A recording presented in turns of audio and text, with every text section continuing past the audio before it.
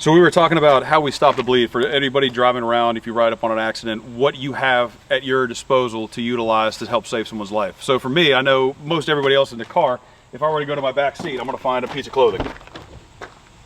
So right there, I've got dirty laundry. So just something as simple as your shirt can be a barrier between your bare hand and someone's open skin. So that allows me to put something in there that can also absorb blood, but push down to stop a source of bleeding. If I don't have a tourniquet or something with me, I can apply direct pressure. That direct pressure now might also be my knee onto the wound until other responders get there. Super important part with the reason that we want a barrier and just not direct pressure with our hand is this thing soaking up a lot of blood is also going to add to the clotting factor that your blood is naturally doing. If I'm just sweaty palmed over top of whatever that injury is, I'm not going to get the same clotting factor that I will out of something like this.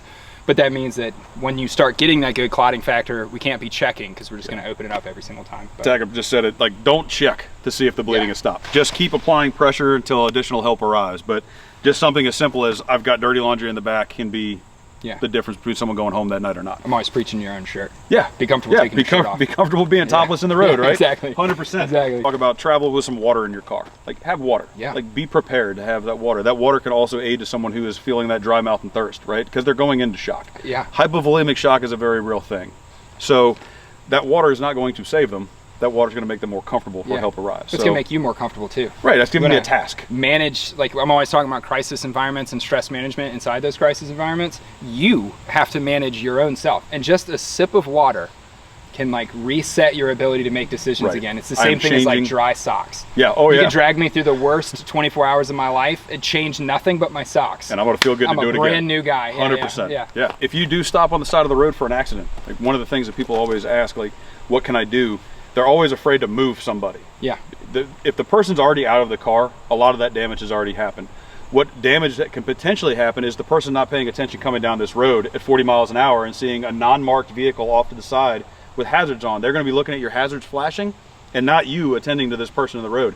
Get them off of the road. Yeah. Don't put them in front of your vehicle. Putting them in front of your vehicle is now just allowing something to get struck and hit into you. Clear yourself on the other side of off a guardrail, driveway, culvert, doesn't matter. Just get off the X, and that is just as important in a motor vehicle crash as it is in a shooting environment. I like that. People have asked if they show up to a house fire, what can they do? First thing I'll tell you is don't run in. Don't run in. You know, even if you see fire on the second floor and you got a clear visibility, like, don't run in. You are now making the problems much worse. Yeah. Now, where I will say use your best judgment is if you bang open the door and you see someone inside that's unresponsive, do your best to effect a rescue and then close the door. You know, law enforcement is the same. They'll be kicking open doors, yelling. If that door stays open, making it worse. Making it way worse. If you do show up to an environment and people are coughing and hacking, let them cough and hack. Don't be giving them water. Let them vomit. They're trying to get all that stuff out of their lungs. It has nothing to do with thirst at that point. It's their body's trying to expel all the carcinogens they just breathed in. That's awesome. Leave them be. That's super helpful. Yeah, leave them be. So if you show up, your first one on scene on a fire, containment is number one concern. Containment is number one concern. That's tough. Shut things up. Don't break windows. Yeah, if you're breaking windows trying to effect a rescue in your head, what you're doing is you're just introducing air into the house, and the house is going to burn that much faster. I'm going to take that infamous clip where the guy runs around, pops all the windows. That's going to be the end of that. That's going to be the one. Hell yeah.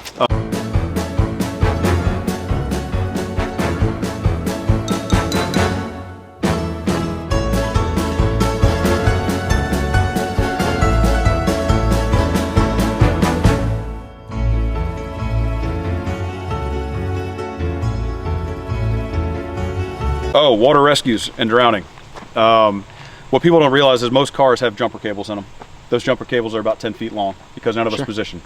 Instead of jumping into the water and effectively making yourself a buoy, throw one of the ends of the jumper cables to them to grab and row them in to a shore environment if you can. That is just something every day and you have in your car that you can utilize to make things work better for you. Honestly, most of those jumper cables too, you can peel them apart. You can peel them apart and you have an even longer That's super reach. good, dude. I'm all about like improvised stuff. Use what you have. I never thought of jumper cables. You know how Animal House is. We use what we've got in our pockets. Like I am, if you're not carrying it, don't tell me you're going to use it. Right. Like you need to be able to whip it out. So you need to be able to kind of have something in your car that makes sense for you. Everything that you carry should have multiple purposes. Yeah. And if you're carrying, like, just having jumper cables is a good idea, but what the fuck else could you, if you just think through the idea that it could do something else, that's the problem solving that I'm talking about. That's having all these tools in the toolbox. Now you look at those jumper cables and you see them differently. Right, oh yeah.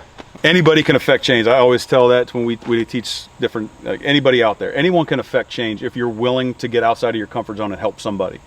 Even if it's a simple matter of just sitting on the guardrail with someone who's crying. Hell yeah. Like, you can just pull up and sit there and do something. It's better than doing nothing. Well, that's the argument for like the fire service or law enforcement in general. 90% of what I'm doing, especially fire service, like jumping off of an ambulance, 90% of what I'm doing is just making you feel better. Right. You now feel like that the environment is in control and that someone is handling it, and you can just relax. Yeah. Whether or not I'm actually able to effectuate any change inside that environment is up to God. Yeah. 100%. But like my ability to just sit down and make your worst day just a little bit better, or give you some, like, I can look at this environment and know what the long-term trauma is going to be for you, so I can try to manage that for you starting now. Right. Which is, I think, a big thing with when you're working with kids where something's happened with the parent. Yeah, I can look at that environment and know where this road's going to go for that kid. I can start that change now. Yeah, have a conversation, just be a good human. Yeah, absolutely. Ultimately, it's just being a good human being. And you don't have to be a first responder or you don't have anything to be a special first to do that. responder. You just No, have you to can give a just shit affect about other change. humans. Give a shit, do your best. It's awesome. Give a shit to your best. Yeah, give a shit, do your best.